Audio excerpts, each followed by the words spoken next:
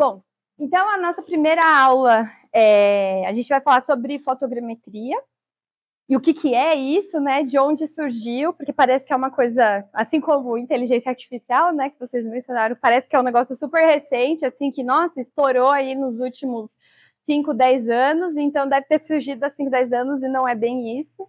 Então a gente vai entender um pouco de onde vem isso, né? Os princípios básicos, até a gente chegar nesse processamento que hoje é mais tranquilo, que a gente pode só ser usuário, de fato, das ferramentas. Óbvio que a gente tem que ter ali um entendimento do que está acontecendo por trás, mas é bem mais tranquilo e é justamente por isso que um dos motivos, né, para isso ter se popularizado tanto. Então, eu trouxe aqui, né, o que vocês vão aprender nesse curso, o que a gente espera, né, que vocês tirem desse curso. Se vocês acham que vocês vão sair sabendo tudo sobre fotogrametria digital, não. Então, se era essa a ideia, não é o foco, né? Porque assim, vocês vão ver que é uma área muito vasta e justamente por nos últimos anos ela começar a se mesclar com ramos da computação para deixar as coisas um pouco mais eficientes. Então, ela pode se expandir muito mais se vocês quiserem se aprofundar. Então, esse não é o objetivo do curso. Assim como a gente não vai dar um passo a passo de como fazer o levantamento com drone que vai funcionar em todos os casos de vocês. Então, já pelas apresentações, vocês viram que são cenários muito diferentes e que podem ter aplicações muito diferentes. E a gente mesmo para a mesma aplicação, né? Então, só para estudar um talude, por exemplo, a gente já viu que não existe uma fórmula mágica que funciona todas as vezes. Né? A gente conseguiu reunir aí ao longo do tempo uma série de boas práticas. Então, eu comecei a mexer com esses programas em 2012. Primeira vez que eu pus a mão, acho que foi mais ou menos nessa época também, né, que você começou a mexer, na época das fotos, lembra do IPT, que a gente escaneou? Então, de lá para cá, a gente foi adquirindo experiências, né, do que funciona e do que não funciona. Então, a ideia é justamente passar essa noção geral para que quando chegar ali no caso de vocês, vocês já consigam ter esse raciocínio de, aqui eu vou precisar fazer isso, vou precisar tirar as fotos de determinada forma. Ou às vezes, né, apesar de ter drone no nome da disciplina, não necessariamente a plataforma precisa ser o drone.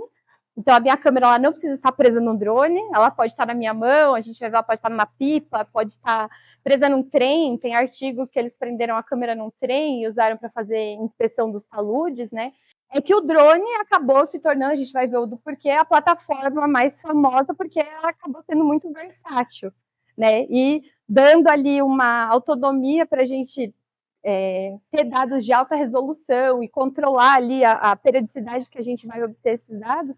E aí, por isso que o negócio ficou tão popular, né? Fora a palavra drone, né? Que é, na verdade, uma palavra popular. A gente vai ver que o termo técnico correto não é drone, a gente vai falar de forma informal drone, mas existe o termo adequado para ser usado para esse tipo de aeronave, não deixa de ser uma aeronave, né? Às vezes as pessoas esquecem, apesar de parecer um brinquedo, né? Não deixa de ser uma aeronave.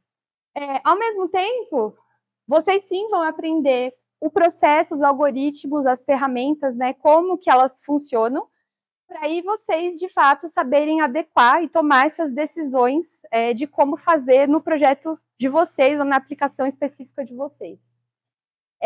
A gente também vai falar um pouco sobre esses termos técnicos e onde buscar essas informações. Então, essa aula aqui, as próximas, a gente sempre vai trazer bastante referência, e é legal também, se vocês, no estudo de vocês, ou para a área de vocês, tiverem referências que vocês acham que seriam bacanas de serem compartilhadas com os colegas, tragam ou mandem lá no e-disciplinas, a gente vê depois como, ou mandem no e-mail, né, que vai ter o e-mail de todo mundo nesses avisos, e algumas aplicações e tendências, tanto de mercado quanto de pesquisa. Então, a gente está na universidade, a gente pesquisa, mas a gente acaba também conhecendo muitas pessoas que estão no mercado e como esse mercado está se desenvolvendo. Aqui dentro da própria universidade, né, então, tem centros dedicados a, por exemplo, melhorar o design da aeronave em si. Então, a gente vai desde melhorar o equipamento até pensar em novas aplicações ou pensar em novos programas, né, ou deixar a coisa mais fácil ainda para o usuário. Então tem um leque de possibilidades muito grande. Dos últimos tempos, eu sempre ou começo ou termino uma apresentação que fala de fotogrametria com essa passagem desse artigo que é de 59. Então vejam que não é uma coisa recente. E já nesse artigo ele faz uma revisão, né, crítica do impacto do desenvolvimento da fotogrametria na geologia. Então, em 59, a gente já tinha, digamos assim, material o suficiente para ser escrito um artigo falando sobre o impacto que a fotogrametria trouxe para a geologia. E ali, né, depois vocês podem ler com calma, mas no geral ele fala muito sobre a questão da gente deixar de olhar só para o nosso campo específico ali de pesquisa e olhar para os lados, né? Então, abrir um pouco essa visão, que hoje em dia, né, já passou alguns anos, hoje em dia já é mais comum a gente falar de multidisciplinar e interdisciplinar, mas essa ideia de olhar para os lados e para outras áreas que às vezes a gente não vê uma relação direta com aquilo que a gente está fazendo, né? Então, até uns 20 anos atrás, talvez não fosse uma coisa óbvia para todo mundo que a gente conseguisse unir imagens de uma câmera com aplicações em geociências, né? Ou a matemática, ou um ramo que a gente vai descobrir que chama visão computacional, né? Como que a ciência da computação pode ajudar a melhorar alguma coisa, né? Talvez não fosse óbvio. Hoje em dia a gente tem mais acesso a essas coisas, então eu acho que o que está lá em 59 se aplica ainda muito hoje. A gente vai falar de uma área em que essa visão já se abriu, mas ela tem ainda muitas outras possibilidades de se abrir ainda mais. A gente vai ver que isso ainda está crescendo, né? Então, fica aí, né? Reflitam sobre isso também, do ponto de vista da área específica de vocês. Vocês podem encontrar também outras coisas fora, né? Bem fora da caixinha, assim como a fotogrametria foi para a geologia e vem sendo até hoje.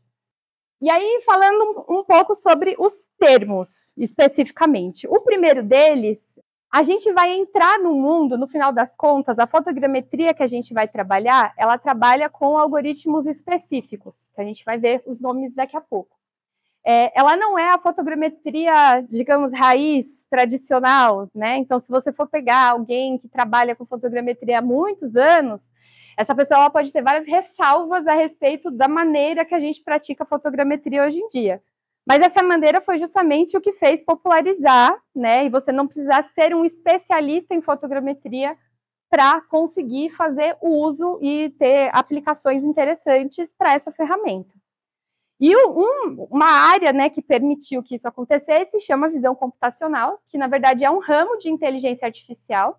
Então a gente às vezes confunde muito, né, inteligência artificial com machine learning, acha que são sinônimos, mas não, inteligência artificial é uma área inteira, então é um guarda-chuva, né? Então vai desde o que está acontecendo ali dentro do robozinho que aspira a sua casa, até o sistema que o governo está usando para identificar a sua carinha ali quando você vai fazer um embarque no aeroporto, por exemplo. Então, tem muitas áreas, e a visão computacional é uma dessas, né, que ajuda lá na detecção de pessoas e objetos em imagem. Então, a ideia é você, de fato, fazer o computador enxergar. Então, transferir do ser humano para a máquina essa capacidade de enxergar, identificar objetos. Então, tem ali um exemplo, né, de diferenciar bicicletas de pessoas. Então, as tarefas típicas que são desse ramo: reconhecer, identificar e detectar objetos, seja em vídeos, né, como imagens estáticas, tanto faz. A questão do movimento, de saber como, para onde um objeto está se deslocando. Reconstruir uma cena, que é o nosso foco. Então, como que eu reconstruo o ser humano, eu enxergo de forma tridimensional.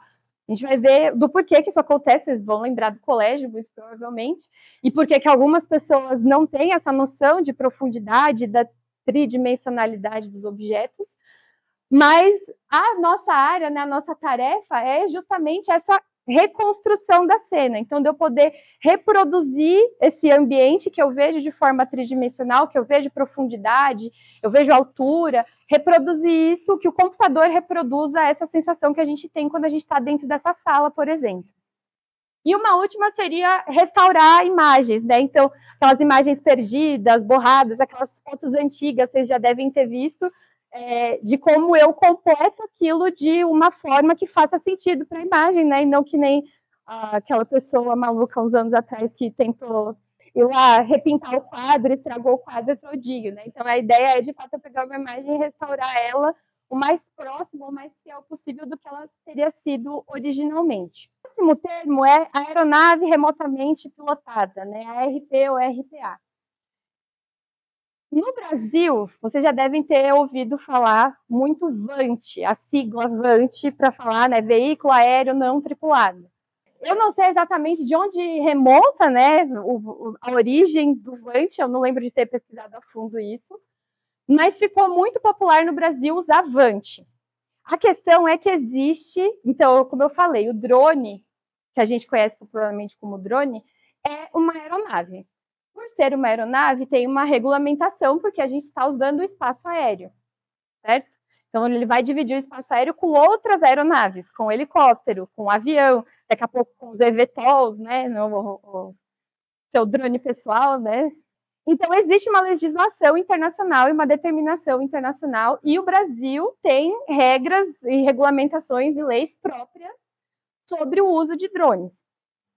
E dentro da legislação, o termo é o mesmo da Organização Internacional de Aviação Civil, que é a RPA, que se traduz, que é de Remotely Piloted Aircraft, que se traduz diretamente para a gente como aeronave remotamente pilotada. Então, se a gente fosse usar uma sigla em português, a gente usaria RP, mas mesmo na lei, a sigla é RPA ou RPAS, né, de Sistema Aeronave Remotamente Pilotada. Ainda você pode colocar um Szinho ali no final. Então, se a gente fosse bem estrito, né, seguir realmente o que é norma, o que está determinado, então, o DCEA, né, que é o Departamento de Controle do Espaço Aéreo, ele tem essa ICA 140, que é digamos, a que é mais prática, no sentido de que você pode, que você não pode fazer, como que você usa o espaço aéreo, quando que você precisa pedir autorização para usar o espaço aéreo, quando você de fato está entrando no espaço aéreo ou não. E lá já vocês vão ver que é RPA. Então, se a gente for seguir todo o normativo brasileiro, que é muito maior que esse, né? Eu coloquei aqui o que é mais direto para o usuário, mas você tem várias outras legislações, inclusive, que vão passar pelo Ministério da Defesa, porque se você está fazendo imagens do território brasileiro, né, isso é uma questão estratégica também, então se você está fazendo levantamentos de grandes áreas, você precisa ter um cadastro ou informar o Ministério da Defesa. E aí, né, pode parecer chato, mas informalmente a gente pode falar drone, mas esse rigor do uso do termo, ele é importante justamente para diferenciar um equipamento do outro, porque eles se tornam RPA, então tem classes diferentes de acordo com o peso, né, o tamanho dessa aeronave. E aí, se a gente imaginar que daqui a pouco a gente vai. Daqui a pouco não, já existe, né? No Japão, não sei se vocês viram recentemente, apareceu o vídeo que você vai numa estaçãozinha, escolhe se você quer comer KFC ou se você quer comer McDonald's, paga pelo seu aplicativo, e aí você fica esperando o drone pousar na caixinha, você digita a senha que você recebeu do seu pagamento, e aí você pega o seu pedido. Né? Então, São Paulo faz parte, na verdade, de um grupo internacional que discute entrega via aeronaves remotamente pilotadas.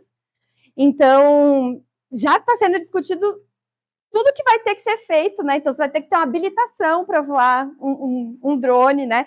Que a coisa começou a sair completamente do controle. Então, a cidade hoje de São Paulo é a que mais voa aeronaves no país inteiro.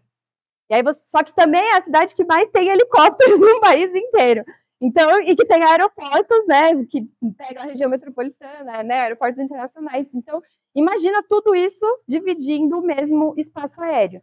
É por isso que esse rigor é importante para a gente conseguir diferenciar uma coisa da outra. Até porque a tendência é que cada vez mais isso vá se diversificando. O próximo termo, não é exatamente um termo, né? É a junção desses dois nomes de dois algoritmos. Um deles é o Structure from Motion, ou estrutura a partir do movimento, que já dá uma ideia, né, do que esse algoritmo faz. Então, a partir de imagens que se movimentam, eu vou reconstruir a estrutura. E o outro é o multiview estéreo, né, ou como a gente consegue reconstruir o estéreo a partir de múltiplas visões. Então, seria essa mesma ideia. Eu tenho imagens de pontos diferentes de um objeto, e aí eu consigo reconstruí-lo. E a reconstrução 3D que a gente faz hoje, ela é baseada nesses dois algoritmos. Em todos esses programas que a gente falou, do aberto ao pago, eles se baseiam fundamentalmente nesses dois e em modificações desses dois para questões de melhorar a performance do computador ou melhorar a qualidade dos produtos, né? Então eu tenho uma série de outros algoritmos que contribuem nesse processo. A gente tem um artigo detalhando isso. Mas fundamentalmente são esses dois que permitem a gente chegar naquele produto final, que é o que de fato a gente vai usar.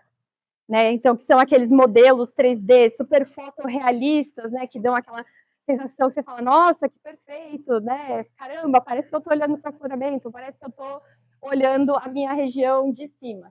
Então, o Structure from Motion, ele vai, de fato, fazer a solução dessa estrutura tridimensional, então ele vai criar a estrutura geralzona, né? E a gente vai ver que existem algumas aplicações se eu usar ele sozinho, mas é uma estrutura que ela é muito crua, digamos assim, se a gente quiser fazer algum trabalho que precise de mais detalhes. E aí que entra o multiview estéreo, que vai pegar essa estrutura inicial e vai aumentar, ou densificar, aumentar o número de pontos, então detalhar mais essa estrutura. Então, essa mesa eu poderia descrevê-la com os pontos só dos cantos, e aí eu teria, né, o volume aqui que descreve a mesa, né, de uma forma bem simplificada. Mas aí, se eu quisesse entender, por exemplo, essa curvatura da borda, esses pontos, eles não estariam me mostrando isso, né? Essa diferença entre o tampo e o pé da mesa, ficaria um negócio muito cru. Ainda assim, representa rusticamente uma mesa, mas para mim não seria muito útil. E aí que entra o multiview estéreo, que aí de fato eu vou ter detalhe o suficiente para calcular volume, calcular rugosidade, né? Para entrar no nível que são as coisas que a gente acaba trabalhando, o nível de detalhe que é a escala que a gente acaba trabalhando na maioria das aplicações. Outra diferença é quando a gente fala 3D. A gente tem mania de falar tudo que eu consigo manipular ali no computador 3D, né? Mas também, se a gente for ser rigoroso, quando a gente pega lá, vocês já devem ter tido essa experiência com o SIG, por exemplo, então eu pego ali o meu raster e coloco ele na visualização 3D, eu não estou vendo um 3D de fato. Eu estou vendo um 2D e meio, porque ele é um 2D que eu tenho uma informação ali, né, do Z, do vertical, e que eu consigo representar esse 2D no espaço 3D, porque eu tenho uma terceira coordenada. Mas o 3D, propriamente dito, se você pensar assim, do ponto de vista de um designer ou de computação, é quando eu tenho um volume completo, quando eu consigo explorar esse volume. O que no caso, por exemplo, de um modelo digital de terreno, um modelo digital de elevação, a gente não tem o volume, a gente só tem a superfície, a gente tem a casquinha, eu não sei o que tem por baixo. A gente pode complementar isso. Então, por exemplo, você trabalha com exploração mineral. Quando eu faço de fato a modelagem 3D, eu lá vou inferir como está o meu corpo de minério, então aí eu estou criando o volume. Eu não observei, mas eu criei a partir dos dados que eu tenho. A gente pode chegar perto de um 3D quando a gente faz um sólido inteiro. Então, se eu pegar essa garrafa aqui, né, e reconstruir ela inteira, pode dar a impressão que é um 3D, mas ainda assim eu não vou ter imagens de dentro. Eu não vou saber como é dentro. Ainda vai ser uma casquinha, certo? Eu só vou ter a parte de fora.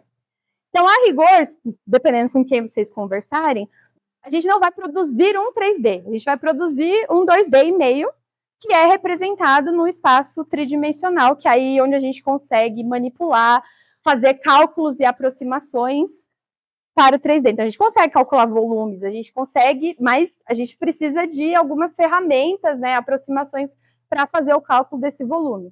Então, eu vou ter a casquinha, mas eu preciso definir onde que eu vou cortar a minha base para, de fato, falar, é esse o volume que eu vou medir. Tudo bem?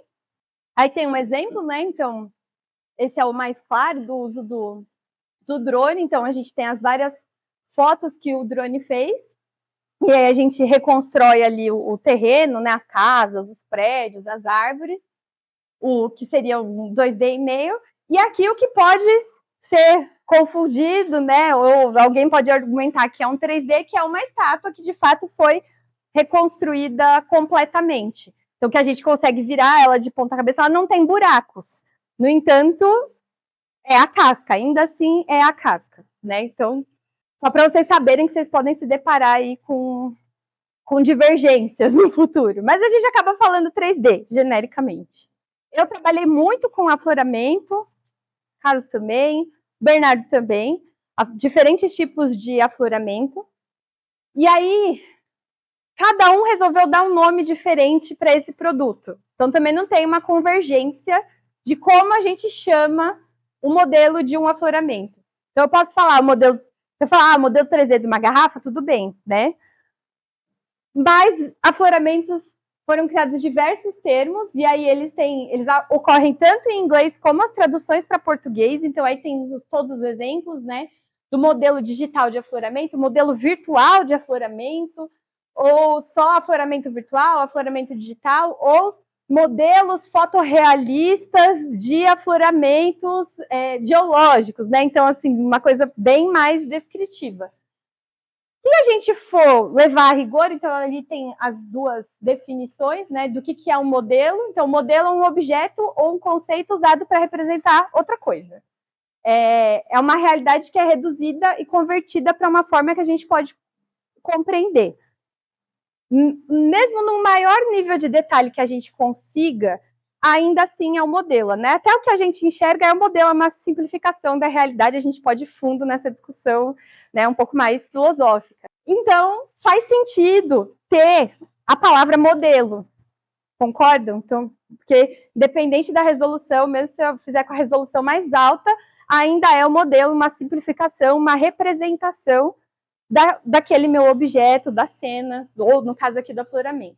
E aí, né, o processo de modelagem digital se refere a criar uma representação matemática dessa forma tridimensional, que a gente só vê o produto final, mas tem toda uma matemática por trás de como isso é criado e projetado de volta na tela, né? Porque a gente olha o 3D, mas a nossa tela é 2D, a gente volta para o 2D. Então, de como essa projeção é feita, enfim.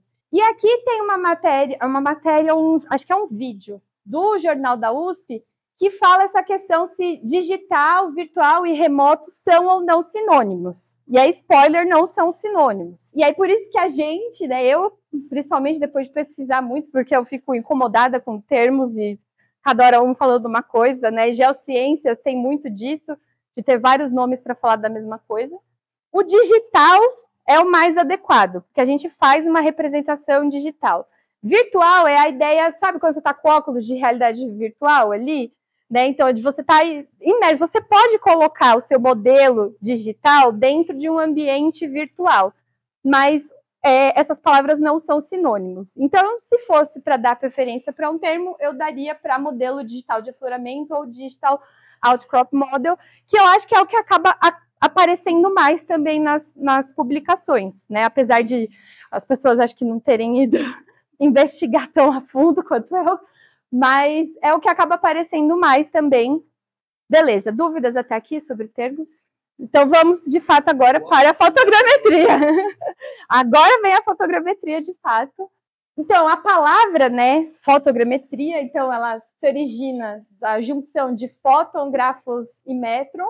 Então, luz, escrita e medições. Então, medidas que a gente pode fazer, né, a partir da luz. Existem várias definições da palavra do termo, né, fotogrametria. Então, uma delas, ciência e tecnologia de se obter informação confiável por meio de imagens adquiridas por sensores. Então, essa é uma definição, está lá no livro, nesse livro de Coelho Brito, que é sobre fotogrametria. Mas aí, se a gente for, por exemplo, para Sociedade Internacional de Fotogrametria e Sensoriamento Remoto, a definição ela se expande um pouco. Ela já junta, na verdade, fotogrametria com sensoriamento remoto, a própria associação junta as duas coisas, né, une elas, como uma arte, ciência e tecnologia. Então, são três coisas em uma, de se obter informação confiável de imagens de sensores imagiadores e outros. Eu não preciso, na verdade, né, ter de fato um sensor imagiador, eu posso ter outros tipos de sensor, sobre a Terra e seu meio ambiente e outros objetos físicos, tá vendo que foram colocando uns apêndices ali para contemplar tudo. E processos através de gravação, medição, análise e representação.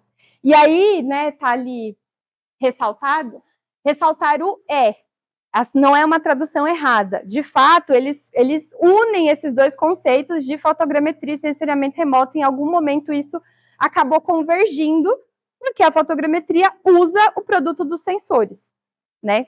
Hoje, em dia, a gente vai ver que não começou assim.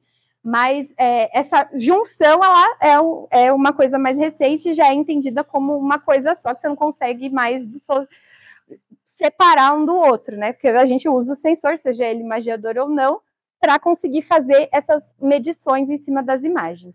Então, a ideia é que a partir do 2D eu tenha a noção do tridimensional, né? Vamos falar de 3D diretamente. E aí, quem aqui fez geologia ou geografia, ou já se deparou com um par de fotos aéreas e o estereoscópio lá, que a gente tinha que ficar regulando, né, a distância, cada um tem uma distância diferente dos olhos, então já deve ter ouvido, né, falar do conceito de paralaxe e de estereoscopia, que é o que faz a gente ter essa noção de profundidade, que é que os nossos olhos, eles têm uma distância específica entre eles, e, né, se você tampa um olho, depois tampa o outro, a gente vê imagens diferentes com cada olho.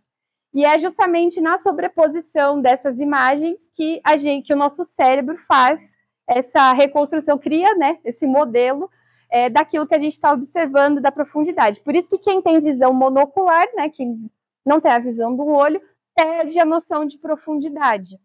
Porque eu não tenho o par, que é o que vai justamente me trazer, né? A pessoa às vezes esbarra numa coisa porque perde um pouco essa noção da distância, do tridimensional. Então, o princípio básico continua esse. Eu preciso de imagens que se sobreponham. Então, a gente vai ver o quanto que eu preciso de sobreposição para garantir que essas coisas vão acontecer, né? Que eu vou, de fato, ter a visão de um mesmo objeto de pelo menos duas perspectivas diferentes para conseguir fazer a reconstrução tridimensional. Mas a fotogrametria em si, a origem dela vem lá do Leonardo da Vinci, porque lembra, a fotogrametria é eu medir a partir de desenhos e de imagens. Então, já nos desenhos, ele já conseguia, ou representava os desenhos, que eu conseguia fazer medidas desses desenhos. Então, inicialmente, a gente não tinha fotografia, a gente não tinha o sensor. O sensor, digamos, eram justamente os nossos olhos, as medições, e a gente fazia a representação, ou criava o modelo daquilo que a gente estava observando num papel e que eu conseguisse depois medir, que aquelas medidas fossem reais, em escala, né? A questão da perspectiva. E aí, só foi em 1838 que o Charles Wheatstone foi entender e descrever esse processo da estereoscopia, mas até então não se falava em fotogrametria. Então, a partir do momento que eu tenho a câmera, certo? A gente tem a chamada fase de princípio da fotogrametria, que vai mais ou menos de 1840 até 1901, em que esses fundamentos todos eles estavam sendo criados. Então, desde a criação das câmeras, né, causais está aí, mas foi um coronel do exército francês, né, o Aimé Lucédat, que é considerado o pai da fotogrametria, que foi o que publicou, assim, pela primeira vez, um trabalho um pouco mais detalhado sobre a aplicação das câmeras escuras, né, que é aquele princípio que a gente aprende na escola, né, de faz a exposição da luz e depois tira a exposição para criar a imagem, de como isso poderia ajudar na topografia. Então, ele foi o primeiro a sintetizar um pouco disso, de como poderia usar essas imagens para reconstruir o terreno, no caso. E aí, o primeiro manual, de fato, de fotogrametria foi o Koch, que escreveu já em 1889. Então, nesse princípio, Vocês imaginam o quão difícil era. Primeiro eu ter as imagens, né, reproduzir esse princípio todo da sobreposição, para aí a partir disso eu fazer os cálculos e conseguir reproduzir o que seria o tridimensional. Mas a gente não tinha computador nem nada disso, era tudo voltava as representações para o papel, geralmente. De 1901 até 1950, a gente tem uma fase que é chamada analógica. Então, em 1901, o Carl Pulfrich ele inventou a estereofotogrametria e o estereocomparador. Então, eu já começo a ter equipamentos sendo inventados para facilitar esse meu trabalho, em que eu posso colocar ali as minhas imagens e usar esse par para fazer as medições. Foi nessa época que foi fundada a que é hoje a atual Sociedade Internacional de Fotogrametria e Sensoriamento Remoto. Basicamente, a gente usava fotografias aéreas para topografia, né, para fazer os levantamentos topográficos, deixar a coisa um pouco mais rápida, né, fazer uma maior cobertura. E eu usava as câmeras métricas. E aí, por isso que muita gente, até hoje essas câmeras existem. Então, são câmeras específicas que são calibradas, elas não têm distorção, elas têm de tempos em tempos que voltar para um laboratório especializado, para a gente conseguir reproduzir o princípio lá fundamental. Então, ao invés de eu. Antes eu podia trabalhar com uma câmera só, hoje em dia você ainda deve ter para vender. Aqui junta já as duas lentes na distância certa, então você basicamente só vai controlar a distância do seu objeto. E você consegue comprar esses equipamentos. Mas mesmo com essa melhoria, né, em termos do estereocomparador, de eu ter as fotografias aéreas, né, porque agora eu tinha avião, tinha as câmeras métricas, a aplicação continuava limitada à topografia. Depois, de 1950 até 1990, a gente tem a fase analítica, porque nos anos 40 teve a invenção do computador, né, o computador foi se desenvolvendo, e aí o Schmidt, em 53, começa a estabelecer, de fato, como a gente faria esse trabalho que antes era totalmente analógico, trazer ele para dentro do computador, fazer de forma analítica. E aí, em 57, que o MIT começa a apresentar os primeiros modelos numéricos de terreno. Hoje, a gente ainda vive a fase do digital. Então, que foi a partir de 1990, tanto a digitalização das imagens, de eu pegar a minha foto aérea ela revelada e escanear, então, com a invenção do scanner, quanto da câmera digital. Então, agora, ao invés de eu fazer esse processo de forma analógica, eu tenho a imagem já digital e começam a ser criadas as rotinas para automatizar esses processos fotogramétricos todos. Então, ao invés de eu ter que ir lá, né, fazer a comparação ponto a ponto, fazer as medições das distâncias, deu avançar um pouco. Vejam que até esse começo, acho que até o começo dos anos 2000 e alguma coisa, a gente ainda ficava muito limitado. Então, se você voltar aí uns 30 e poucos anos no tempo, você vê que tentaram ainda aplicar isso, por exemplo, para fazer análise de fraturas, né, que foi o que eu mais estudei. Mas não era prático, simplesmente era muito mais fácil para o campo medir as coisas, anotar as medidas e desenhar, do que tentar fazer todo esse processo de restituição para ter o modelo para medir todas as fraturas. Então, ainda era um negócio bem limitado aos aerolevantamentos, à topografia, né? Ficou sempre girando em torno disso. Se vocês forem mergulhar um pouco nos livros, eu tenho várias maneiras diferentes de classificar a fotogrametria que eu estou aplicando. Eu posso fazer essa diferenciação com base nos dados de entrada e o método de processamento, que é basicamente ali as diferentes fases, né? Analógica, analítica e digital. Eu posso fazer com base dos algoritmos. Então, tem um algoritmo anterior que ele chama Shape from Stereo, que ele reproduz isso aqui que a gente estava falando dos dois olhos, só que eu precisava fornecer para ele qual que é a distância entre as câmeras e qual que é a distância até o objeto. Pensa você fazer isso para uma parede inteira, que eu tenho que fazer vários pares, super chato, né? Manter essas distâncias todas, manter o controle, porque senão ele não consegue solucionar a minha cena. Então, a Cicero desenvolveu, vendeu, ouvi boatos que talvez tenha entrado dentro do data mining, tem que verificar isso. Mas eu não sei se já entrou já a versão SFM-MVS, que é o que de fato a gente vai estudar, que é o Structure for Motion, Multiview Stereo que a gente estava falando. que na verdade é um outro algoritmo, mas que olha de uma outra maneira para o problema para solucioná-lo, e não dessa do parzinho, ele não olha par a par.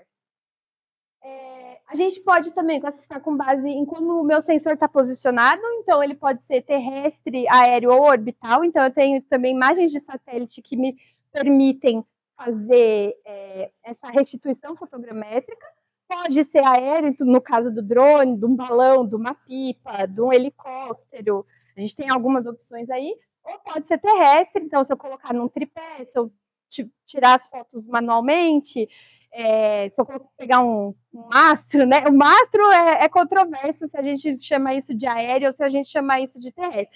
Mas sabe, tipo um pau de selfie gigante assim, e dá para usar também. Com base na distância do sensor ao objeto, e aí eu posso estar trabalhando no long range, então quando a minha distância é grande, que é no caso das aeronaves que voam bem mais alto, né? Ou close range, se a minha distância, se eu estou tirando as fotos, meu objeto é a câmera ou essa mesa e eu estou bem mais perto.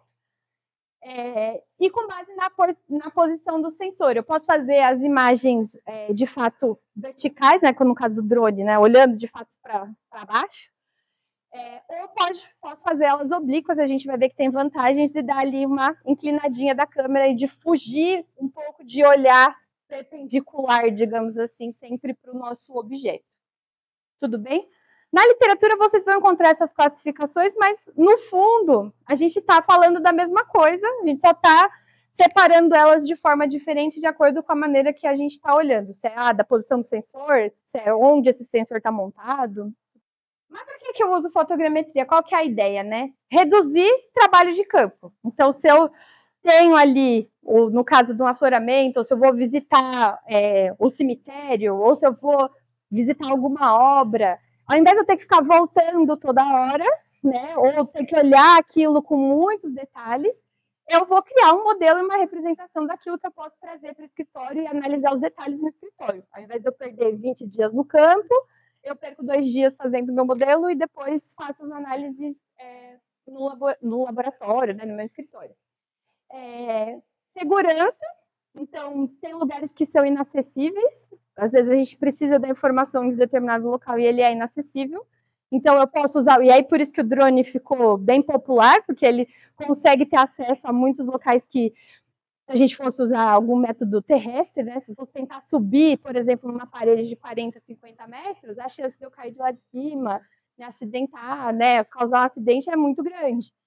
Fora que o tempo para isso acontecer também é muito maior. Com o drone, eu mando ele lá, ele sobe rapidinho, faz as imagens e depois eu trabalho em segurança no escritório. E reduzir, e aí no geral, né, você acaba ganhando em tempo. Então, ao invés de eu ir lá medir fratura por fratura na mão, eu só faço o modelo e depois nessas fraturas faço as análises todas no escritório com muito mais tranquilidade. O que a gente quer como objetivo? Que a partir de um sistema bidimensional, que é o sistema fotográfico, então são as nossas imagens, um conjunto de imagens, e aí isso é de um artigo, um dos primeiros que usa imagens colaborativas, digamos assim, então eles fizeram, na verdade, uma busca no Google por todas as imagens do Coliseu que turistas foram tirando ao longo do tempo. E aí eles jogaram para o programa e falaram assim, resolve aí, vê se com essas imagens você consegue reconstruir o Coliseu. No caso, eles estavam avaliando o Structure from Motion e conseguiram. Então, cada um dessas piramidezinhas aqui, né, que para vocês vão parecer uns triângulos ou só uns pontinhos para quem está de longe, cada um desses é uma foto que eles encontraram na internet de um turista, né, ou que estava na divulgação de alguma coisa representando o Coliseu. Então, a ideia é essa, que de várias imagens bidimensionais, de diferentes pontos, eu consiga reconstruir o objeto, a minha cena, de forma tridimensional. Aí a outra, a gente vai chegar no final do curso lá, tem várias soluções para fazer isso. Tem automático e tem desenhando, mas assim, na data de hoje eu te digo que eu selecionar é melhor do que eu rodar, porque eu posso identificar coisas que não são fraturas. E aí limpar o errado é mais difícil do que eu só marcar o certo. Ainda é mais rápido, porque você já está marcando e interpretando, né? Tem o viés da interpretação, mas que também vai ter se você for limpar, né? O que você vai vai tirar, porque a fratura nada mais é do que um plano. Então, qualquer coisa que se parecer com um plano dentro das regrinhas ali que você colocou, ele vai identificar. A gente pode posso trazer exemplos do o que o automático fez e o que um profissional faz, e aí vocês vão ver o tamanho do trabalho que daria para limpar tudo que ele identifica de forma errada. Não. Tem um pessoal já aplicando uns algoritmos mais avançados, né, e tendo resultados muito melhores do que a gente tinha lá em 2014, 15, né? Mas ainda assim, não, você vai ter que dar uma limpada, ou ele não vai selecionar tudo que você quer, você vai acabar caindo em ter que ter um especialista ainda no final. A maior parte das tecnologias você ainda tem que ter um especialista para analisar se aquilo que o computador está produzindo faz sentido. Os próprios modelos, vocês vão ver que às vezes ele produz umas coisas e você fala, ué, isso aqui não existe, né? Então você também tem que ser crítico ali para saber, aqui reconstruiu direito, aqui não. Ou eu fiz alguma besteira, enfim. Então, partindo de fato para a fotogrametria digital, os métodos, então, seja ele lá o primeiro algoritmo, o Shape from Stereo, ou essas variações, e quem sabe variações futuras existam, a gente não sabe, né? O que eles vão usar? A posição da câmera no espaço, então, se minha câmera está aqui, minha câmera está ali, que nem ali naquela imagem do Coliseu, né? A posição de que cada uma dessas imagens foi tirada. E a direção da visada, para onde estava olhando. O modelo da câmera vai influenciar nos parâmetros geométricos de lente, distância focal, tudo isso. Antes dessas coisas todas, você tinha que saber. Então, a sua câmera, ela vinha com os parâmetros e você tinha que entrar isso no programa. De novo, chato, ninguém usava. Hoje, na própria arquivo digital da sua imagem, essas informações todas estão lá. Então, ele já extrai, já sabe o modelo da câmera, e aí ele tem uma lista que seria a matriz para corrigir qualquer distorção daquela câmera específica, né, assumindo que a sua câmera não foi modificada, não está quebrada ou nada do tipo. E aí ele já faz essa correção toda automática para você. Então, essa parte aqui, a gente não precisa se preocupar. A coordenada das imagens, então, localizar pontos de um objeto na imagem, então ele vai procurar pontos que se destacam, então, geralmente, quando muda a cor, né? Então, que para a gente também ressalta ele começa procurando por aí, os pontos que são mais fáceis de identificar. Isso aí já é o algoritmo que vai fazer. Eu posso ter observações adicionais, então, geralmente, a gente quer, no final, não é só um modelo para ficar bonitinho e impressionar as pessoas, ou falar para o chefe, olha, eu fiz um 3D desse negócio, ele vira. Tem gente que fica feliz só com isso, só olha e fala, nossa, que maravilhoso, parece ótimo. E a gente vai ver, inclusive, que a própria imagem por cima do modelo, ela engana, às vezes. Você olha e fala, nossa, tá maravilhoso. E aí, quando você tira a imagem, a estrutura que está embaixo está uma porcaria, você não consegue usar para absolutamente nada. Mas o que a gente quer? Medir coisas, distância, volume, orientação, né? A gente quer extrair, quantificar coisas daquele modelo. Então, ele precisa, de fato, ser uma representação da nossa realidade. Então, a gente pode adicionar escala, a gente pode adicionar pontos de controle, coordenadas, georreferenciar, orientar. E aí, isso tudo vai depender da nossa aplicação. E se eu preciso que ele esteja, de fato, posicionado corretamente no espaço, então eu vou colocar os pontos, eu vou fazer um levantamento com um GPS, eu vou buscar um marco topográfico que eu tenho ali perto, né, fazer um levantamento topográfico certinho para georreferenciar. Mas se não precisar, eu tenho outras maneiras de só orientar, saber onde é o norte, porque eu preciso saber a orientação das estruturas. Mas se eu não precisar orientar, e eu só quero saber os tamanhos, eu posso colocar um objeto de tamanho conhecido e só colocar o meu 3D, né, em escala. Então, veja que vai muito depender da aplicação, por isso que são coisas adicionais. Eu posso ou não precisar de acordo com o meu objetivo. E o que o Shape from Stereo fazia é basicamente o que eu já falei, né? Então, aqui tem um exemplo. Então, esse é o nome do programa que eu falei, né? Da Cyro, ele chamava Cyro Vision, eu acho que ele já foi descontinuado. Mas ele foi criado pensando no pessoal de mineração, principalmente, né? Para taludes, para túneis, né, como é esse caso aqui. E aí ele reconstruía a posição no espaço, porque eu vou ter que basicamente resolver um triângulo aqui, né? Então eu sei os parâmetros todos desse ponto em relação à imagem, que são todas as orientações interiores ali da câmera, né?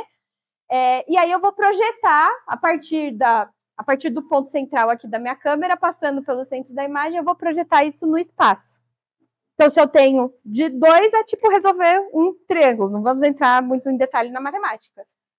Só que eu precisava saber isso. A linha base, ou seja, a distância entre o centro focal, na verdade, de cada uma das câmeras, não era simplesmente entre as câmeras, né? E a distância que eu tinha desse centro até o meu objeto. E aí, esse algoritmo Shape from Stereo, a ideia dele era eu resolver isso dando só isso aqui. Resolver esse sistema, certo? Dando só a distância entre as câmeras. E aí, para facilitar, a própria Cicero falou, ao invés de deixar a pessoa montar, né, o par, vou inventar aqui um equipamento. Então, tá vendo que ele tem 2 lentes aqui? E aí a pessoa monta em um monopé, aqui, ela só para apoiar e fixar, para fazer a imagem, e vai fazendo isso várias vezes. Então, ela tem, na verdade, vários conjuntos de pares. E aí era isso que o programa processava e reconstruía, e aí ele tinha ferramentas embutidas para eu ver a atitude das fraturas, tamanho da fratura, né, fazer o traço, então fazer análises com base nesse 3D. Isso tudo caro, chato de usar, então ficou bem limitado ao pessoal da mineração mesmo, né, por uma questão de grana ali. Não se popularizou, porque também para processar você precisava da licença do software, comprar essa câmera, manter a câmera não é fácil, porque como eu disse, ela precisa de manutenção, então ir de tempos em tempos ali recalibrar, ver se está tudo certinho, né, porque está ali na obra, bate, então eu tenho que garantir que ela está certinha. Então ficou muito restrito, tanto que morreu. Aí, né, como eu falei, lá em visão computacional, existia um problema lá atrás. Então, dado um conjunto de imagens de um mesmo objeto ou cena, compute a representação em sua forma 3D. O problema é esse. Esse era o problema dado. E aí, essas imagens, é um conjunto de imagens. Então, pode ser 2, pode ser 100, pode ser 1000 imagens. Não tem limite. Eu quero resolver esse problema. Não interessa o tanto de imagens, não interessa a posição da minha câmera, então eu não preciso saber a posição da minha câmera, eu quero resolver isso sozinho.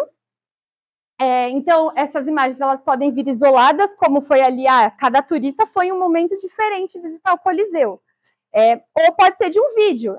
Eu venho com uma câmera em movimento e aí eu pego os frames diferentes que vão já me dar imagens de posições diferentes. E essas câmeras, elas podem ou não estar calibradas. Então, pode ser o seu celular, a câmera que você está carregando no bolso, pode ser uma super câmera que você mantém ela sempre certinha, que você já fez correção, tudo, a lente dela não tem nenhuma distorção. E aí, em 79, um cara chamado Ullman publicou um artigo que propunha uma solução para isso, e ele chamou o algoritmo nada mais é, né, do que um passo a passo ali de como resolver, que ele chamou de Structure for Motion, estrutura a partir do movimento. Ele usa, né, essa ideia de que ao invés de eu precisar de 2, na verdade, para cada ponto agora eu preciso de 3 imagens. Porque se eu tiver 3 imagens, então, do mesmo ponto, eu consigo fazer aquilo de projetar e solucionar sem saber essas posições.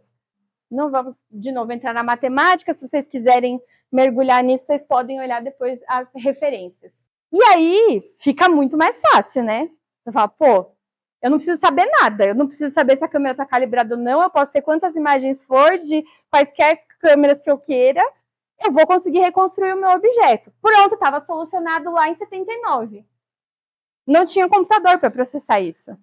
Né? Então, como a gente estava falando, mesmo hoje, se você, dependendo do computador que você coloca, se você coloca 400 imagens, ele vai falar, não vou fazer. Então, a solução estava dada em 79, mas ainda não estava implementada. Aí, esse é um exemplo, então, de como o algoritmo funciona. Então, o drone veio aqui, ele fez 2 voos circulares, né? Quase que concêntricos, digamos assim, mirando aqui esse morrote aqui no meio, certo? Então, o que eu fiz no programa? Eu só joguei esse monte de imagem aqui, vocês estão vendo que tem DJI, que é o drone uma marca, né, de drones, a mais famosa talvez. Eu só importo essas imagens e falo, resolve aí. E aí, fundamentalmente, ele vai usar o Structure from Motion e uns outros algoritmos, claro, né, para tirar aqueles pontos que estão fugindo muito, né, para dar uma limpada ali. Mas ele consegue resolver numa resolução muito boa, né? Vou pensar que eu não precisei saber falar para ele onde estava o drone, qual que era a marca da câmera, ele pegou tudo isso sozinho, corrigiu sozinho e me deu isso de produto, sensacional. E aqui tem um outro exemplo, só que vocês conseguem ver que tem uns quadradinhos aqui, ó, preto e branco? Então pegaram uma praia, colocaram uns marcos ali para a pessoa se localizar, amarraram uma câmera numa pipa e saíram voando essa pipa ali, fazendo imagens de X em X tempo. Vocês estão vendo, não tem um padrão, né? Um negócio meio assim. Não é que a pessoa estava bêbada pilotando um drone, é que era uma pipa. Então era uma câmera normal, presa nessa pipa. É uma pipa grande, óbvio, tá? Não é a pipa que a gente fazia com papel. Não dá para fazer com varetinha de bambu em casa. É uma pipa especial, né, grandona, que tem um gimbal ali para manter a estabilidade da câmera presa no meio, para as imagens também não saírem torcidas fora de foco. Mas que com isso eu já consegui reconstruir a praia. Mas funciona. Então, o que aconteceu foi que a gente teve desenvolvimento tecnológico suficiente, então computadores com capacidade de processamento, e alguém foi lá e implementou o algoritmo lá de trás. Então estava resolvido, mas não estava implementado quando a gente começou a ter poder computacional para isso, e aí, de fato, quando esses computadores popularizaram, a gente começa a ter acesso a essas ferramentas. Como que isso aconteceu? Então, se a gente for olhar, esse aqui para em 2019. Eu acho que eu refiz esse talvez até 2021, mas não refiz, parei de refazer. Mas isso aqui continuou dando uma crescida, ele deu tipo uma leve diminuída, porque começou a perder um pouco para a inteligência artificial. Mas se a gente for lá no Web of Science e procurar pelo tema Structure from Motion, então ele vai remontar lá 77, quando a gente começa, na verdade, a ter as aplicações. Ai, tá sem a legenda, né? Mas esse aqui é o geral, se eu pegar todos os temas, e o azulzinho é geociências. Então, no geral, a gente tem o quê? Computação, né? O pessoal tentando melhorar o algoritmo, implementar ou juntar com outros algoritmos para ter um desempenho, um resultado melhor. Lembra, lá em 1990, começa a surgir, popularizar as câmeras digitais, quando eu entro na era ali da fotogrametria digital. Aí, de fato, que você estava num negócio aqui bem morninho, se você vir aqui, tem uma, duas, às vezes, publicações por cada ano, né? Isso começa a subir.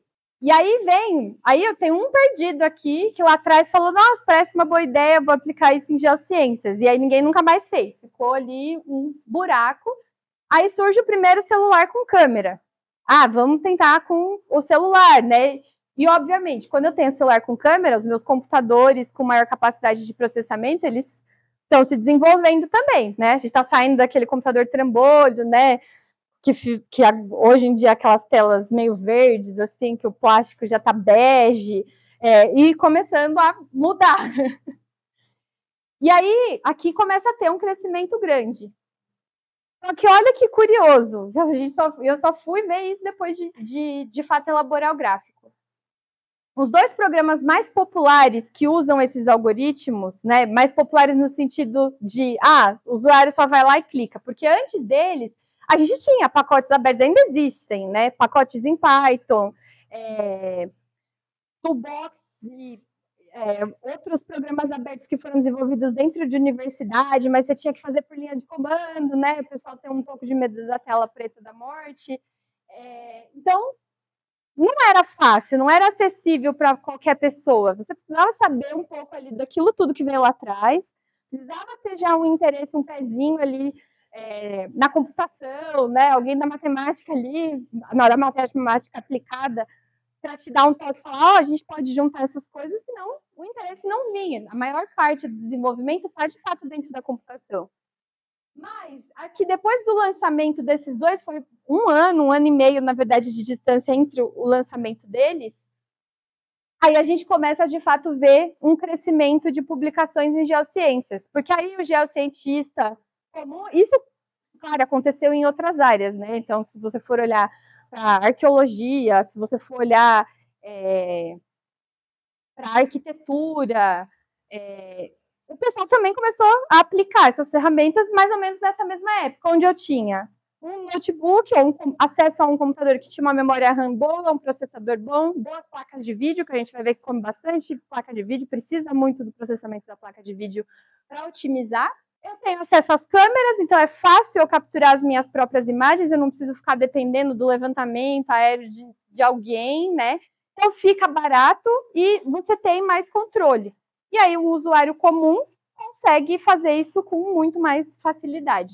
E aí isso aqui, né, foi crescendo, mas no geral, na computação a gente começou a ver uma quedinha porque o boom da computação passou todo para inteligência artificial, machine learning, né? Então o Structure for Motion ficou ali um pouquinho deixado de lado. E aí também, isso aqui já está para até 2021, se eu não me engano.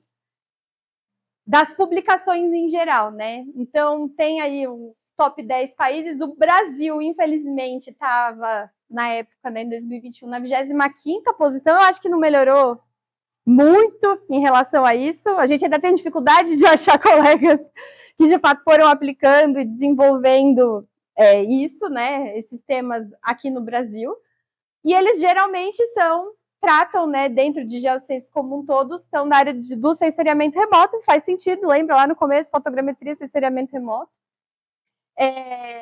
Bom, das categorias, né, dos artigos, geociências é bem pouco, a maior parte realmente está dentro da área de ciência da computação e inteligência artificial, engenharia elétrica e eletrônica dessa parte de otimização dos algoritmos e também a construção de novos hardwares, né, que possam rodar isso com maior eficiência.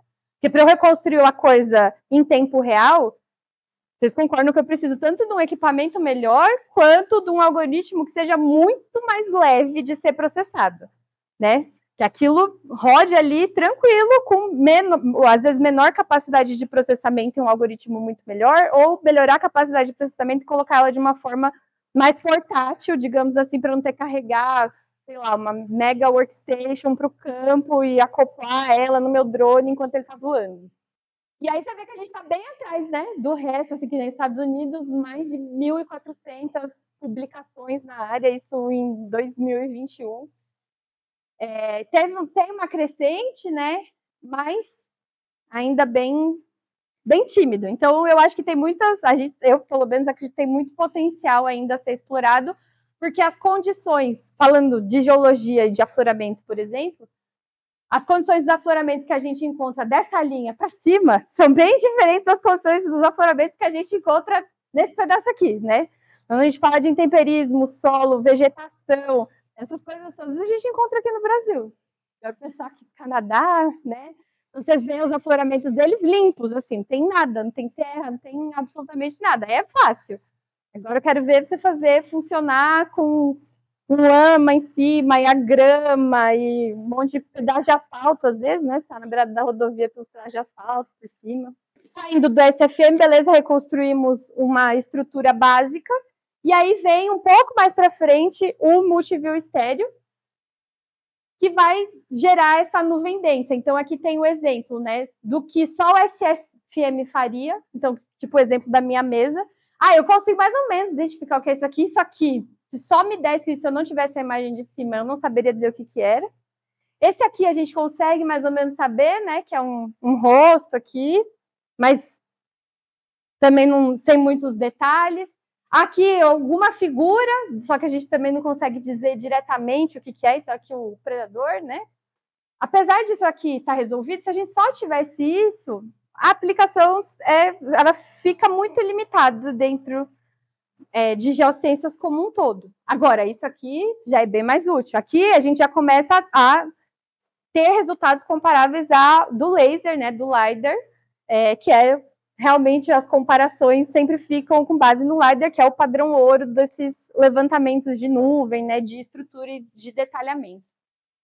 E o multiview estéreo, na verdade, ele vai usar os parâmetros que o SFM calculou previamente para fazer essa densificação. Então, ele só vai aumentar o nível de detalhe daquela estrutura previamente criada. E como eu represento isso, né? Então, a gente estava vendo a nuvem de pontos. Então, a nuvem de pontos é uma opção. Eu posso trabalhar diretamente com a nuvem. Tem aplicações que a nuvem é o suficiente.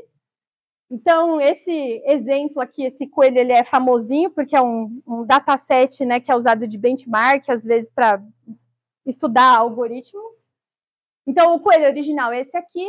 Ele pode ser representado pelo mapa de profundidade, que é uma coisa que durante o processo é produzido, que são as imagens que a cor vai me dizer a distância da câmera ao meu objeto. Então, eu vou ter imagens com essas diferentes distâncias.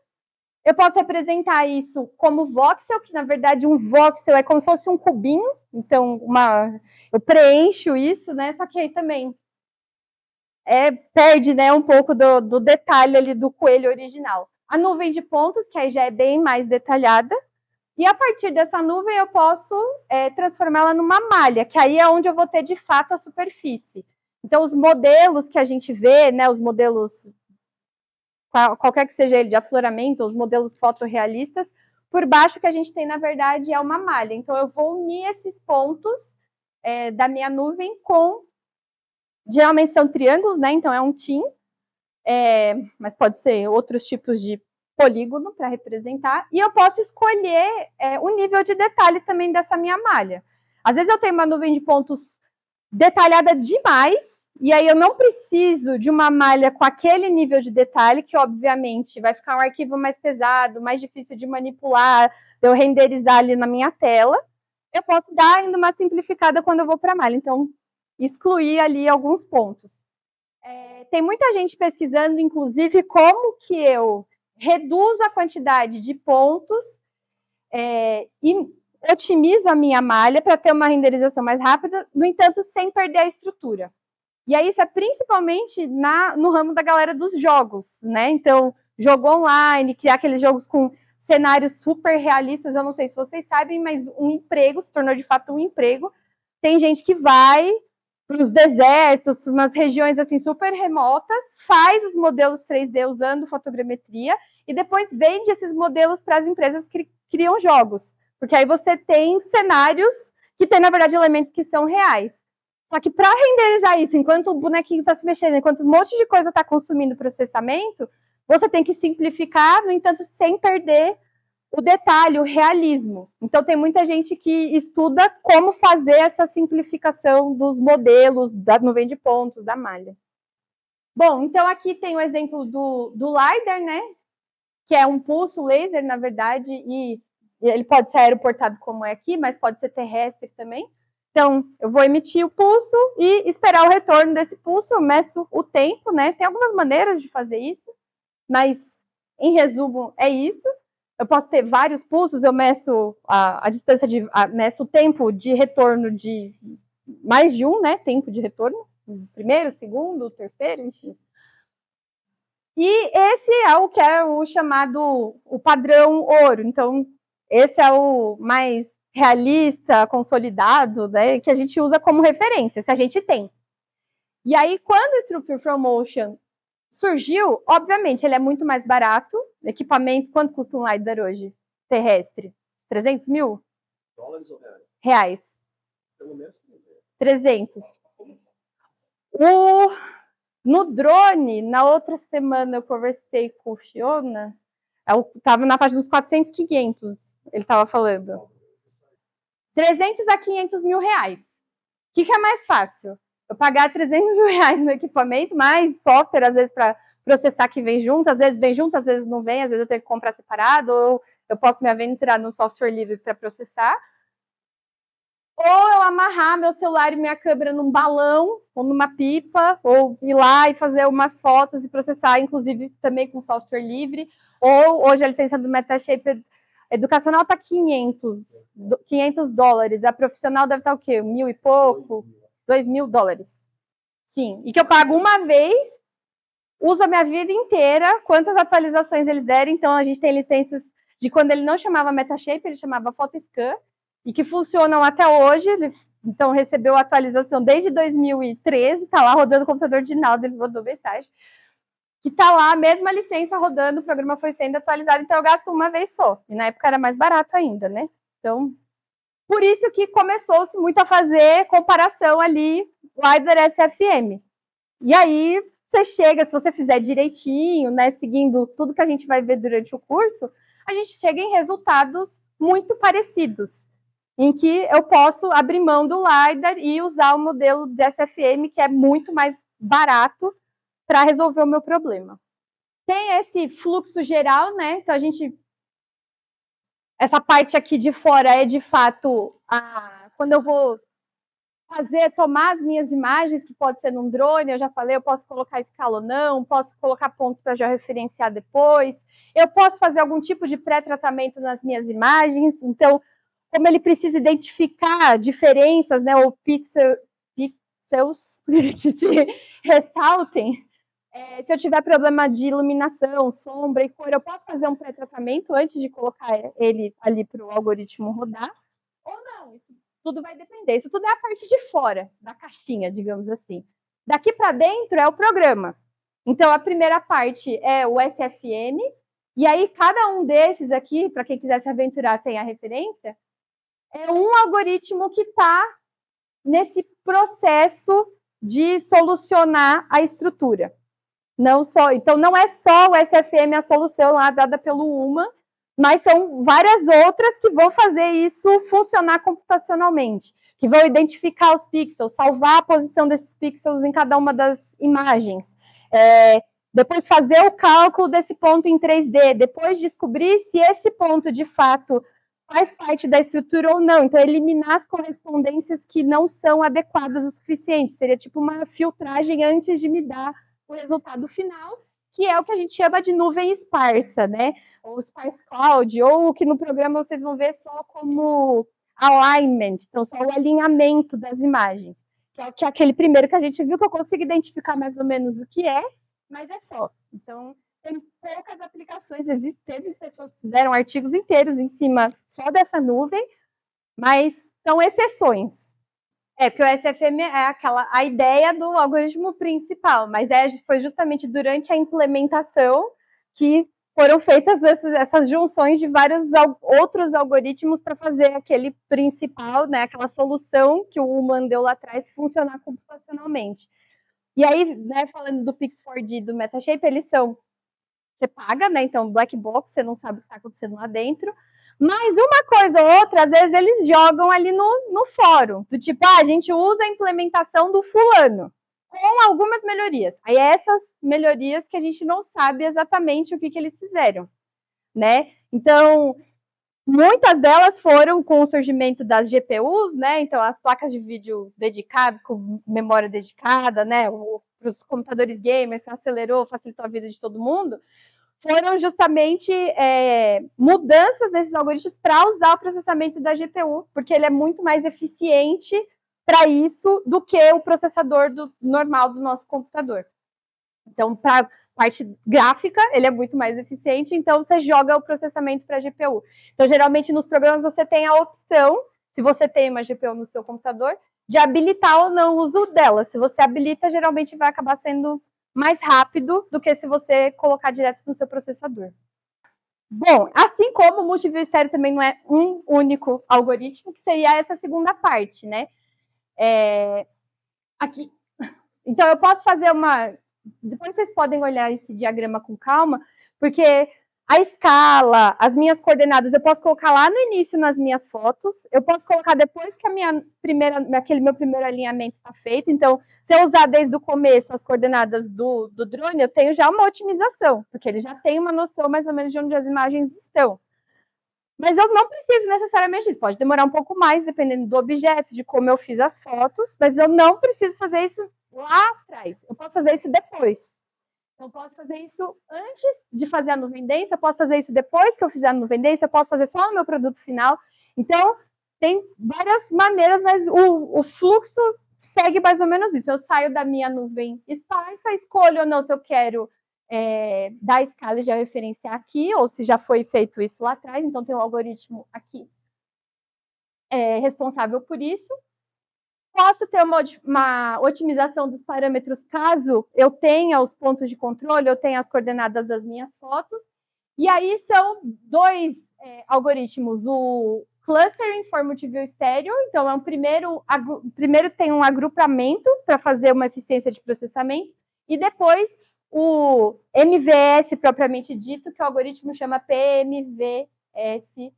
A versão dele, que é mais famosinha de ser implementada, é essa. E aí dentro da caixa preta com algumas modificações que não sabemos quais são. E aí eu tenho a nuvem densa. Daqui da nuvem, aí lembra, eu posso exportar naqueles formatos todos, posso fazer interpolação para gerar um DM, posso exportar os pontos sozinhos, e aí eu tenho formatos que exportam nuvem de pontos, posso exportar só um CSV com as coordenadas de cada um dos pontos, então CSV levinho, né, faço, qualquer programa abre. Daqui eu posso levar isso para um SIG, posso reconstruir a malha, então transformar aquilo de fato numa superfície, e aí naquela superfície eu posso gerar a textura, que é onde eu vou pegar, aí eu vou voltar nas minhas fotos, vou escolher, lembra, cada ponto eu precisava de pelo menos 3 imagens, então eu vou, para aquela determinada região eu vou voltar todas as imagens que tem aquela região, e aí geralmente ele tem um algoritmo que vai dar uma pontuação de qualidade para a foto, né, com questão de iluminação, de contraste, né, de nitidez. Ele vai escolher a melhor foto, vai lá recortar um pedacinho da foto, que é o pedaço que ele vai, de cor, atribuir aquele triângulozinho. Então, vocês lembram dos pontos, que os pontos estavam coloridos. Então, eu posso ter cor no ponto.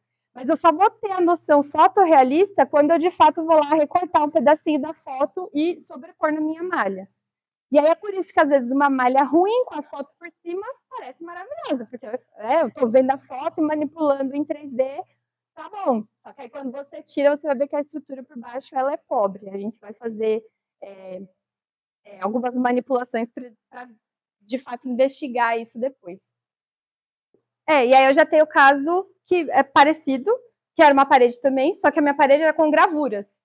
Então, nesse caso, a estrutura por baixo era o mais importante, porque a gente precisa ver a profundidade do sulco, né? Então, medir o tamanho do sulco, que a gente não, eu não, porque eu não sei o que faço as análises, mas quem faz a análise das gravuras é com isso que se interessa, né? Ver como são as bordas, para ver se teve picoteio, né? Se foi raspagem. Então, a estrutura, ela precisa estar bem representada.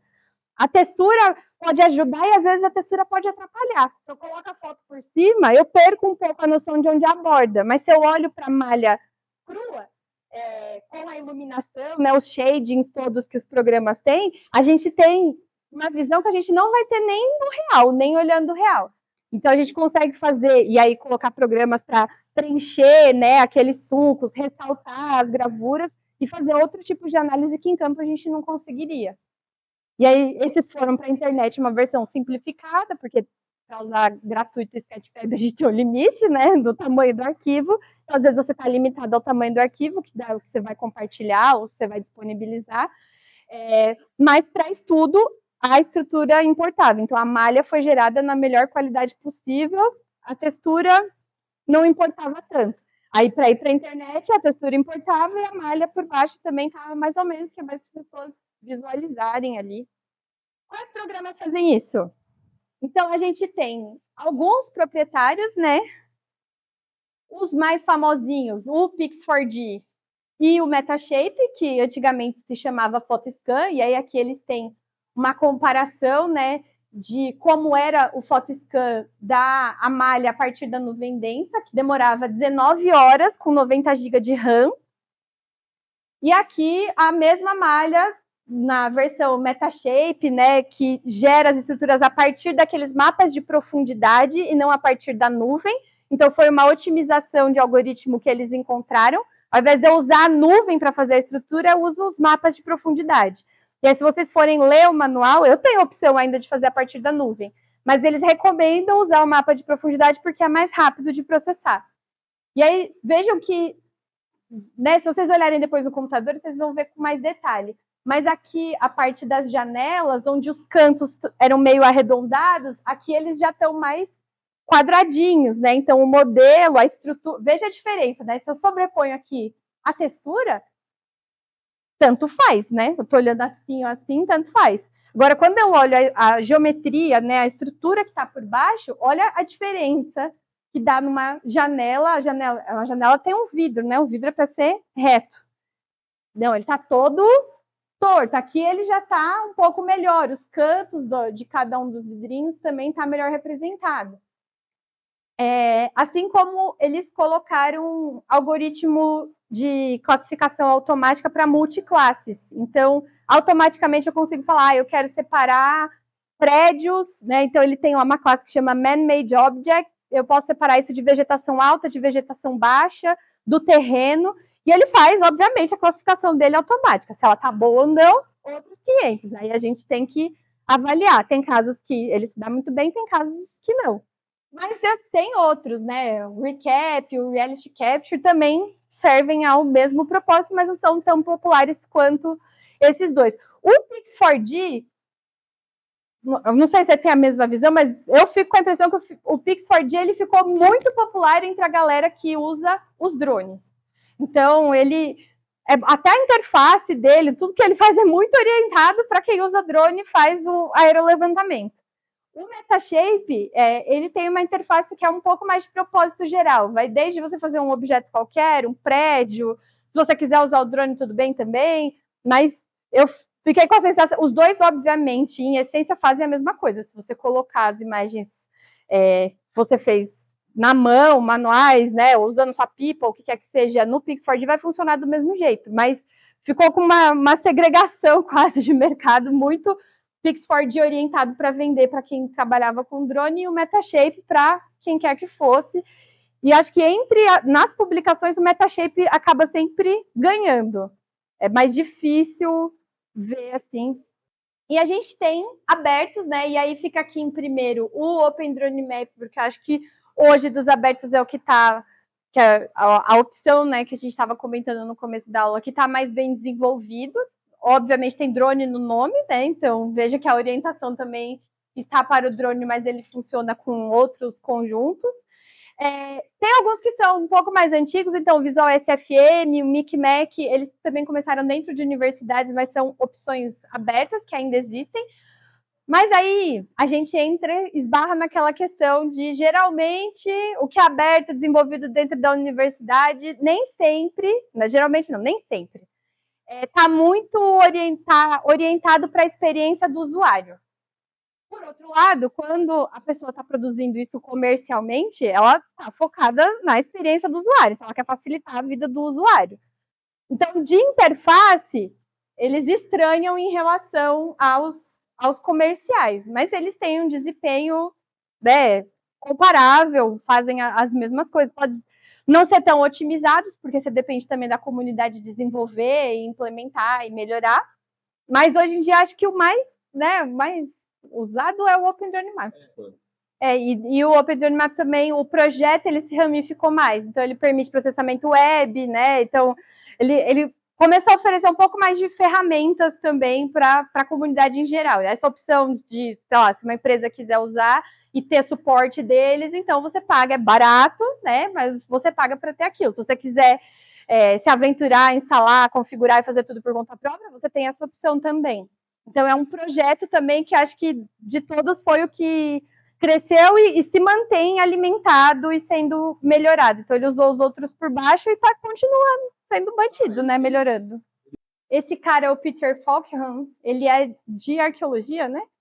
E aí ele na página dele, assim, isso não está num artigo nem nada, ele só comparou, pegou os programas gratuitos aqui, né? Vários deles, então o OpenDreamMap, o Reality 3D, o LC Vision. Esse gráfico dele já tem uns 4 anos, 4, 5 anos, mais ou menos.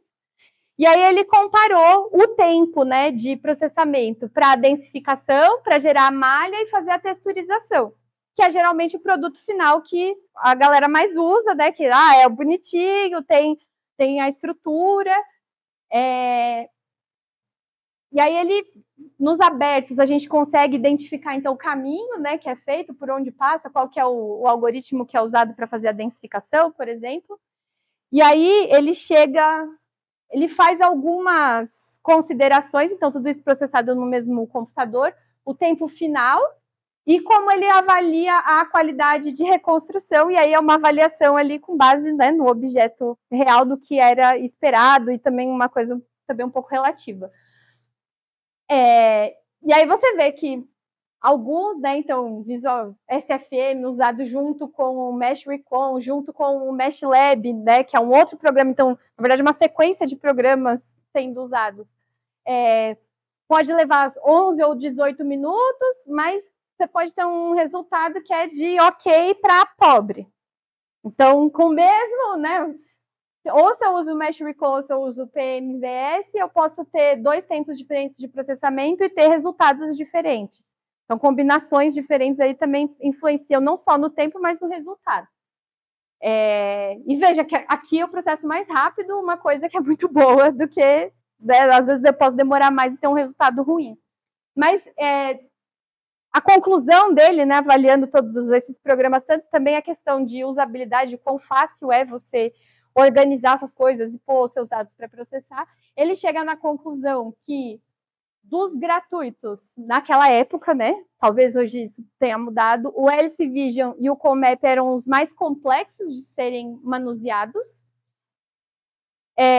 apesar, né, de ter resultados excelentes, então dão em resultados excelentes. E dos comerciais, o Metashape foi o que ele achava mais fácil de usar. Então, veja, o Reality Capture, ele faz uma coisa em qualidade excelente em 2 minutos. Então, em tempo, foi o que ganhou.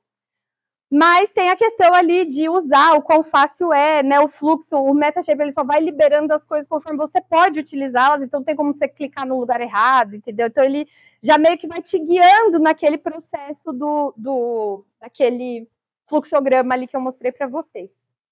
E aí a conclusão que dos comerciais, na época, o Metashape era o melhor. Aí aqui tem algumas referências, eu vou colocar lá no E-Disciplinas também para vocês, artigos e coisas que vocês podem usar para ler mais sobre isso, né? Então tem, óbvio, ali naquele fluxograma tem as referências, então cada um desses algoritmos tem um artigo, muitos deles já foram melhorados, tem gente que busca, né, uma melhoria contínua disso. E esse é um resumão, na verdade, do que a gente vai ver no resto do semestre. Então, a gente vai ver como que a gente gera essa nuvem esparsa, como que a gente gera essa nuvem densa, essa malha. E aí, o mais importante é o que a gente faz com isso no final. Então, quais opções que a gente tem para medir, calcular, manipular e extrair resultados, porque nosso objetivo é lá o original da fotogrametria, extrair, medir coisas e não só criar a representação em um modelo 3D. Não é só pôr num jogo, por exemplo. Se fosse só pôr num jogo, a gente poderia parar ali, ficou bonito, tá bom.